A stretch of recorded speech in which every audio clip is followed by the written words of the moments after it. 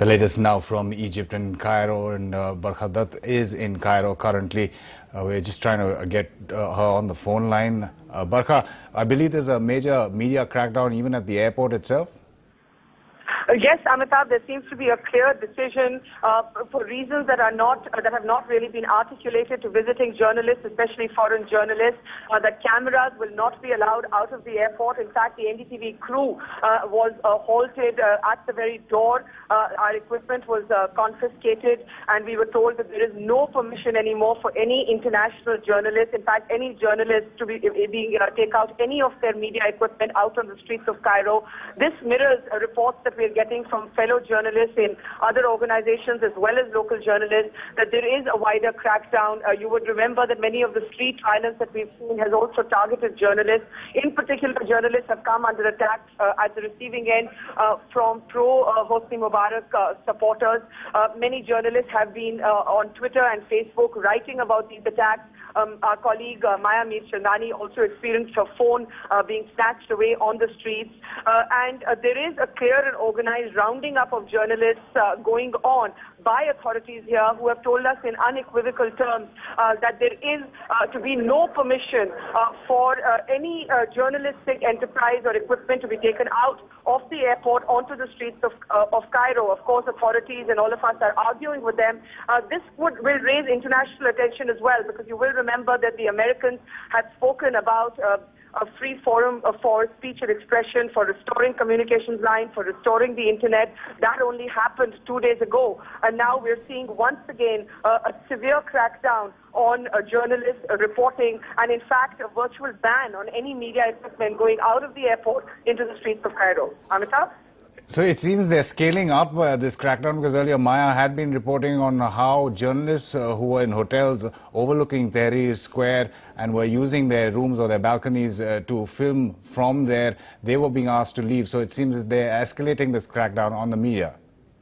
Exactly. And Associated Press, Amitabh, here is reporting a decision to round up journalists. Some officials are saying this is for the safety of the journalists themselves, because several international journalists have complained about being at the receiving end of mob violence on the streets. In fact, even the hotel where Maya and us were booked in to stay have informed us that we can no longer stay there, that we must find another hotel to stay. At the airport, as I've mentioned, customs officials and immigration officials say that they have clear orders from the top to not let any media crews out on the streets of Cairo. Other international journalists that we've been traveling with, one or two of them have even entered as tourists, leaving their equipment behind, saying that Al Jazeera in particular, the Middle Eastern channel, which has attracted so much attention and which has had some of the most dominant coverage in the region, Al Jazeera's local bureau was actually shut down here yesterday. So I'm just wondering how this plays into the contours of the larger international debate, where everybody from Barack Obama to David Cameron to Angela Merkel has been talking about restoring a forum for free speech and expression, at least unencumbered speech and expression, as part of the transition towards democracy. Currently, there's a big question mark over that. Although phone lines are working, internet is up, but a clear clampdown on media reportage and on journalists, an extreme and clear clampdown in the works here in Cairo, as violence continues to erupt on the streets and pitched battles continue to be fought at Tahrir Square between supporters of Hosni Mubarak and those leading the anti-government protests. Right, Barkha, you mentioned AP talking about journalists being rounded up. I'm just reading a AFP report, which also says 3 Polish journalists covering the unrest have been detained by the police. AFP quoting Polish television TVP as saying 2 other TVP journalists were also detained and then released though, but the police has taken all their equipment. This happened with Al Jazeera in the past as well.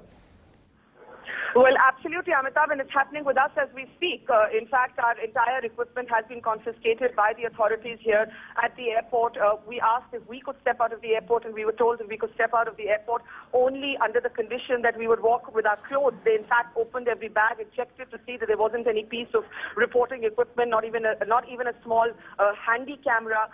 So while certainly they have not restricted our movement, it is fair to say that they've told us unequivocally that they have orders from the top to not let any journalistic activity be formalized and be let out of the airport.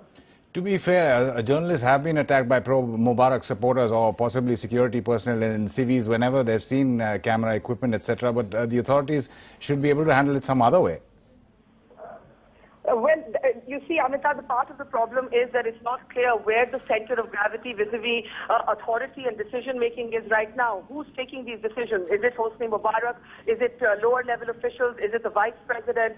There is nobody, in a sense, that one can approach. Of course, the Indian embassy here has been extremely helpful, but there are clear orders now from the top that all journalists are not going to be allowed onto the streets if they're going to walk out with their cameras. So this is raising serious press freedom issues here, Amitabh, but it's completely unclear. When we tried to argue with the officials here as to who had given them these instructions, they wouldn't elaborate. So it's not clear at which level. Is this at the level of the military? Is this at a local level? Is this at the highest level? But it is now confirmed to you that there is an authorized clampdown on media reporting of the situation in Cairo. Barkha, about the situation, what are you hearing? Because after those clashes yesterday, we do believe there is a buffer zone of sorts that the army is trying to build in the center of Cairo between the two clashing groups. What we're hearing right now, Amitabh, is that there have been pitched battles that continue to erupt every few hours at Tahrir Square or the Liberation Square, which had been the focal point of the anti-government protests all this while. Things had quietened down in the afternoon, but they have resumed again. In fact, a buffer zone set by the Indian Army, I beg your pardon, by the Egyptian Army, broken by protesters who have clashed. Even the tanks on standby, and even the army, which is traditionally no one actually defies the army, even the buffer zone set by that army has been broken. So there are reports of extreme volatility. Remember, tomorrow was the deadline initially set by the anti-government protesters for Hosni Mubarak to step down. International leaders from Barack Obama to David Cameron are calling for an immediate transition, in other words, for Mubarak to go now. But it's extremely unclear in the light of the stress clampdown whether that deadline will be met at all. A very, very fluid and volatile situation in which there is a clear clampdown now on the reporting of the Egypt story. And the reports just coming in fact, that there's a massive exchange of stone throwing going on in Tahrir Square, rocks being thrown at between the two groups. You were talking about tomorrow's plan.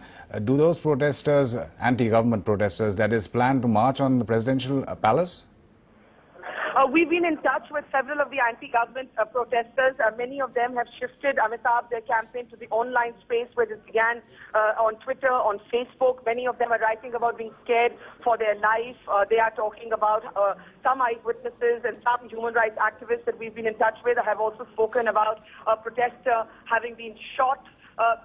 There is a clear sense of panic and fear, but a determination to not back down. Remember, the army, the Egyptian army, had called for protesters to get off the streets after Hosni Mubarak had announced that he would not be contesting the next election in September and that he would merely be occupying a post of power for a transition period. However, the anti-government protesters did not accept that because they believed that this could be a ruse by him to stay on. What it's actually resulted in is mayhem on the streets, and a number of anti-government protesters, as press freedom faces its first and serious clampdown here in Cairo, many of the anti-government protesters are also moving back onto their online spaces where this all began in a sense in the first place.